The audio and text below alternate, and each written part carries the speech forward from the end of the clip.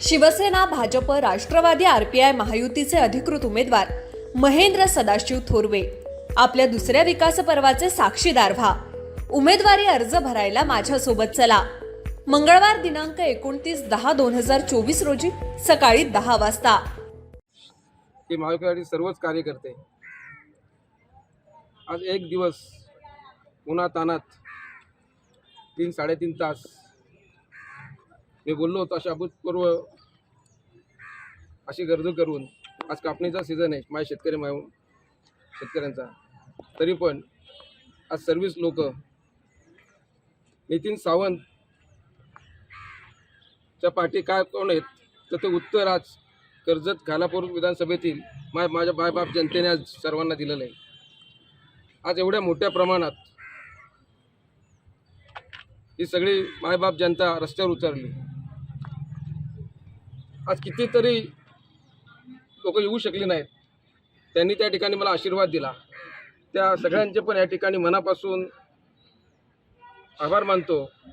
आणि या सगळ्या नेत्यांच्या साक्षीने येणाऱ्या 23 तारखेला या मतदारसंघावर महाविकास आघाडीचा झेंडा फडकल्याची आज चुणूक तुम्ही सगळे पत्रकार बंधूच्या साक्षीने त्या ठिकाणी बघितली. तुम्हाला सगळ्या पत्रकार बंधूंचे प्रिंट मीडिया, इलेक्ट्रिक मीडिया तुमचे पण त्या ठिकाणी आभार मानतो.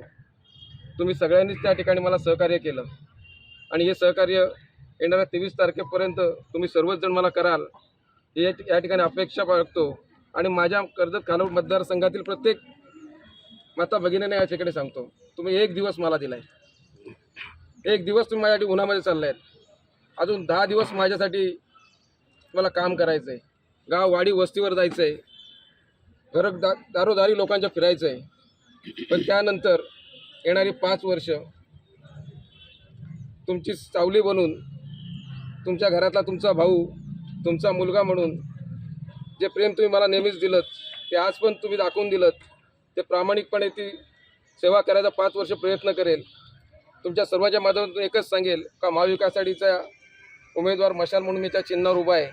तर माझी मायबाप जनता मला त्या ठिकाणी आशीर्वाद दिल्याशिवाय राहणार नाही. आणि तो आशीर्वाद आज जनतेने या ठिकाणी फॉर्म भरतानाच दिला आहे आणि ते सर्व तुमच्या साक्षीने त्या ठिकाणी दिला आहे. असेल या पूर्ण महाराष्ट्र असेल, या पूर्ण देश असेल, बाळासाहेब आणि शिवसेना हे अखंड नाते लागतं. असा निष्ठावंतांचाच मेळावा त्या ठिकाणी होता. मग ती शिवसेना असेल, ती शरद पवार साहेबांची राष्ट्रवादी असेल, ते काँग्रेस पक्ष असेल, शेका पक्ष असेल, महाविकास आघाडी सगळेच घटक आहेत. हे सगळे निष्ठावंतांचा मेळावा होता. आज जी जनता होती ही सगळी निष्ठावंतांची होती. ही कुणी पैसे देऊन काय देऊन आणलेली नव्हती. ही सगळे उत्सुकतेपोटी आलेली होती आणि ते तुम्ही सगळ्यांनी त्या ठिकाणी बघितलं. म्हणजे रेकॉर्ड ब्रेक गर्दी आज ठिकाणी झाली. प्रत्येकाने आशीर्वाद त्या ठिकाणी झाले. आणि प्रत्येक माणूस मला हेच सांगत होता की नितीन सावंत उमेदवार नाही, मी उमेदवार आहे. मी प्रत्येक गावात जाणार आहे, मी प्रत्येक वाडीत जाणार, प्रत्येक वस्तीत जाणार आहे. कारण माझ्या घरातला उमेदवार उभा आहे. नितीन सावंतची ताकद काय आहे, नितीन सावंतच्या पाठी कोण नेते, तर नितीन सावंत हीच या कर्जत खालापूर मायबाप जनता आहे. आणि येणाऱ्या 23 तारखेला हाच जोश, हाच गुलाल तुम्हाला या मतदारसंघात दिसेल. काय झालं तर या मतदारसंघामध्ये फक्त सुशोभीकरण झालं. आज पण या मतदारसंघ हॉस्पिटलचा प्रश्न असेल, इथला माझ्या रोजगाराचा प्रश्न असेल. आज माझा प्रत्येक युवक या ठिकाणी खालापूरसारख्या ठिकाणी एवढी मोठी इंडस्ट्रील आहे, तरी माझ्या मतदारसंघातल्या प्रत्येक युवकाला एक तर पुण्याला जायला लागतं, एक तर मुंबईला जायला लागतं. तर इथला रोजगाराचा प्रश्न कायमस्वरूपी मिटवायचा आहे. इथल्या माता भगिनींना बचत गटातून माध्यमातून त्या सक्षम झाल्या आहेत, पण त्यांच्या हाताला काहीतरी काम पाहिजे. त्यासाठी माझ्या माता भगिनींच्या हाताला काम भेटेल असे पूरक व्यवसाय, अशा पूरक कंपन्या या मतदारसंघात त्या ठिकाणी मला आणायचे आहेत.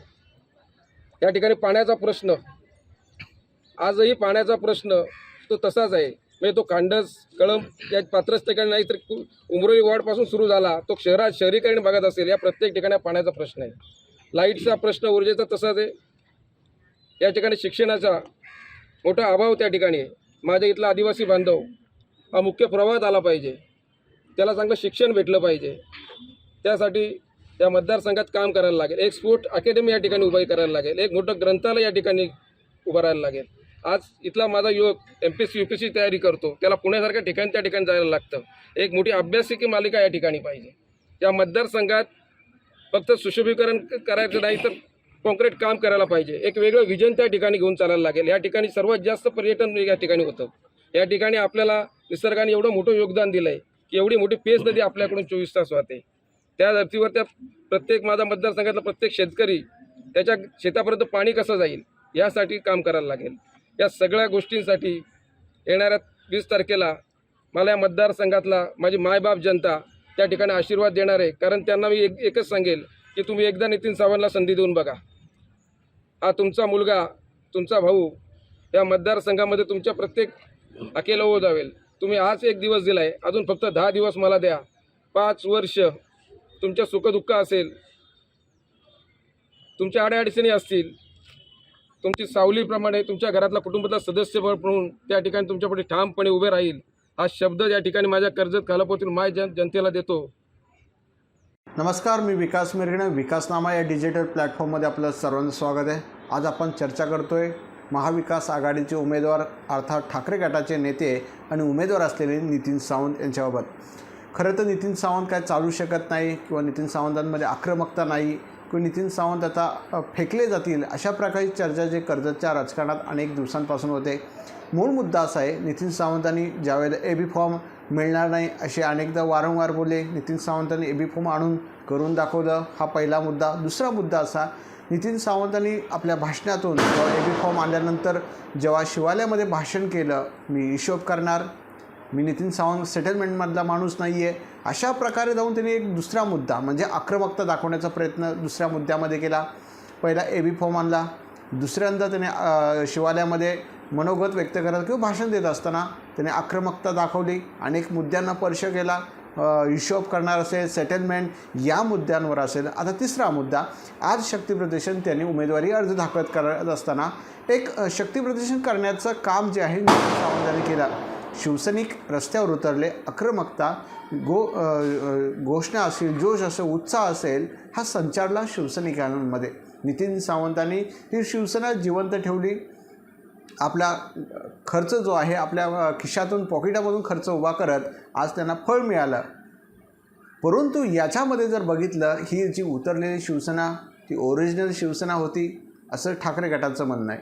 त्यामुळे याच संपूर्ण जर आपण शक्तिप्रदर्शनात म्हटलं गेलं की अनेक लोक जे आहे आदिवासी बांधवांना आणलं जातं, इकडून भाड्याने आणले जातं. महेंद्र थोरवेंनीसुद्धा 500 रुपये आणलेली माणसं मला नको असं महत्त्वाचं विधान केलं. त्यामुळे यावर नियोजन करत असताना अखेर ठाकरे गटाने शक्तिप्रदर्शन करत जी शिवसेना आहे, राहिलेली बाळासाहेबांची जी शिवसेना आहे, उद्धव ठाकरेंची शिवसेना आहे, यांना रस्त्यावर आणत एक प्रकारे नितीन सावंतांनी जोरदार शक्तिप्रदर्शन करण्याचा प्रयत्न केला. त्याच्यातून संकेत दिला की मी ही शिवसेना आणले, हे प्रामाणिक कार्यकर्ते होते, हे प्रामाणिक शिवसैनिक आहेत आणि माझ्यासोबत असलेलं शिवसैनिक मी भाड्यानं न आणता, कुणाला न बोलवता, हे जे नितीन सावंत नाही उद्धव बाळासाहेब ठाकरे यांच्यासाठी आलेले आहे, हे संकेत देण्याचं काम जे आहे शिवसेनेने दिले, अर्थात ठाकरे गटाने दिलेले आहे. त्यामुळे कालपासून सगळे उत्तम कोळंबे असतील, बाबू घारे असतील, संतोष पाटील असतील किंवा संपत हडप असतील, प्रथमेश मोरे असतील, कृष्णा जाधव असतील, असे दिग्गज नेते किंवा शहर असेल, ग्रामीण असेल, या सगळ्या पदाधिकारी असतील, यांनी एक शिवसेनेत जे काल आपलं नियोजन केलं आणि त्या नियोजनाचं यश जे आहे आपल्याला मिळताना दिसून येते. त्यामुळे जे रस्त्यावर शिवसेना उतरली, शक्तिप्रदर्शन केलं, आक्रमकता दाखवली, त्याचा फायदा आगामी विधानसभेच्या निवडणुकी दृष्टीने शिवसेनेला होऊ शकतो. त्यामुळे नितीन सावंत बाहेर फेकले जातील. आता नितीन सावंत हळूहळू TRP जसं पहिला घेर, दुसरा घेर, तिसरा घेर तशा पहिल्या घेरवर आलेले आहेत. पहिला दुसरा घेर त्यांनी आज टाकलेला आहे आणि तिसरा घेर, चौथा आणि पाचव्या घेरमध्ये ते जे आहे दोघांमध्ये तिसरा जे आहे टक्कर, त्यामुळे ते पुन्हा एकदा दुसऱ्या क्रमांकावर येऊ शकतात अशी स्थिती ते निर्माण करू शकतात. कारण उद्धव ठाकरेंची सभा आहेत, आदित्य ठाकरेंची सभा आहेत, रोड शो कर्जत मतदारसंघात आयोजित करण्यात येत आहे. अशा अनुषंगाने जर त्याचं नियोजन ते करताना दिसून येत आहेत आणि जर नियोजन यशस्वी झालं, उद्धव ठाकरे आदित्य ठाकरेंची सभा आणि त्याच्यामध्ये जर खूप मोठ्या प्रमाणात उद्धव ठाकरेंनी जर हाक मारली कर्जतच्या फार्म हाऊससाठी, तर त्याचा फायदा नितीन सावंतांना होऊ शकतो आणि बाजू पलटवू शकते. मात्र त्याला अजून वेळ आहे. परंतु या शक्तिप्रदर्शनातून त्यांनी ताकद दाखवण्याचा प्रयत्न केला. एक शिवसेना म्हणून जी जिवंत राहिलेली नितीन सावंतांची ठेवण्याचा प्रयत्न केला. याच्यामध्ये नितीन सावंतांपेक्षा जास्ती परीक्षा ती अनिल परबांनी, कारण अनिल परबांनी प्रतिष्ठा केली होती की हे सीट जे आहे नितीन सावंतांना मिळावी. त्यामुळे सर्वात जर आपल्याला त्याला म्हणावं नितीन सावंतपेक्षा अनिल परबांची मातोश्रीवर ज्या पद्धतीने त्यांनी तिकीट आणून दिलं, त्यामुळे त्यांना सर्वाधिक जे आहे अनिल परबांना भविष्यामध्ये त्याचा विचार करावा लागणार आहे, कारण ही सीट त्यांच्यासाठी खूप महत्त्वाची आहे. आणि त्या दृष्टीने जर आपण विचारलं तर नितीन सावंत हे आक्रमकता दाखवताना दिसून येत आहेत. त्यामुळे नितीन सावंत भविष्यामध्ये कशा पद्धतीने राजकारण आखतात हेही महत्त्वाचं पाहावं लागेल. त्यामुळे सध्या तरी नितीन सावंतांनी गर्दी खेचण्याचा प्रयत्न केला, आक्रमकता दाखवण्याचा प्रयत्न केला. अजून पुढे 20 दिवस आहेत आपल्याकडे. 20 दिवसामध्ये नितीन सावंतांचा TRP किती चालतो आणि मतदारांपर्यंत किती पोहोचतो हे पाहणं महत्त्वाचं ठरणार आहे. त्यामुळे सध्या तर नितीन सावंतांची शिवसैनिक हे रस्त्यावर उतरलेत. नितीनदादांना हक्क देण्यासाठी शिवसैनिक रस्त्यावर उतरलेले आहे. आणि या मुद्द्यांवर जर आपण विचार केला जाता पण नितीन सावंत ज्या पद्धतीने आक्रमकता दाखवतील त्या पद्धतीने हा सगळा जो राजकीय तोटा जो होईल महेंद्र थोरेंना होऊ शकतो. कारण जे शिवसैनिक राहिलेले आहे बाबा हा आमदार होऊ शकतो असं संकेत जर मतदारांपर्यंत गेला तर महेंद्र थोरेंची जी शिवसेना आहे त्यांची जो मतदार आहे तो इकडे येऊ शकतो, तो फटकाही महेंद्र थोरेंना बसू शकतो. कारण शेवटी नितीन सावंतांची ओरिजिनल शिवसेना आपण असं ठाकरे गटाच्या म्हणण्यानुसार म्हटली तर आपल्याला मग त्यावर जी महेंद्र थोरेंकडे काही शिवसेना आहे त्याचं कुठंतरी, कारण महेंद्र थोरे म्हटले त्याच्यातले अनेक लोक माझ्यासोबत आहेत, मग जर ते एक गट्ट राहिलं तर यांना महेंद्र थोरेंना धोका होऊ शकतो. कारण नितीन सावंत ज्या पद्धतीने चालतील, आक्रमकता दाखवतील, तो शेवटी 2 शिवसेना आहेत, भाग 1 भाग 2, म्हणजे एकनाथ शिंदेची शिवसेना, इकडे उद्धव ठाकरेंची शिवसेना, इकडे महेंद्र थोरेंची शिवसेना, नितीन सावंतांची शिवसेना. त्यामुळं सर्वाधिक शिवसैनिकांना कोण आकर्षित होतो आणि कोण जिंकून येण्याचं जे शेवटच्या टप्प्यामध्ये म्हणजे 15 ते 18 तारखेपर्यंत कोण जिंकून येऊ शकतो यावर शिवसेनेची जी नजर आहे ती खूप महत्त्वाची असणार आहे. त्यामुळे शिवसैनिक सुधा घारेंना का मतदान करणार नाहीत, कारण आपण 2 शिवसेना आहेत. त्यामुळे शिवसैनिक राष्ट्रवादीकडे वळू शकत नाही, राष्ट्रवादीवाले शिवसेनेकडे वळू शकत नाही आहे. कारण शेवटी हिंदुत्व विचारधारा, शेवटी मतदार पेक्षा शिवसैनिक जो कार्यकर्ता असतो तो विचार करतो, अरे आपण हिंदुत्वासाठी आहोत, आपण ज्या शिवसेनेसाठी आपण आहोत. त्यामुळे एक वेळ एकनाथ शिंदेकडे जाते किंवा एकनाथ शिंदेची उद्धव ठाकरेंकडे शिवसेना येते, पण ते काय राष्ट्रवादीकडे जाण्याचा काय संबंध येत नाही. राष्ट्रवादीची विचारधारा वेगळी आहे. त्याच मुद्द्यांवर जर आपण बघितलं या 2 शिवसेनेमध्ये ठासन होऊ शकते.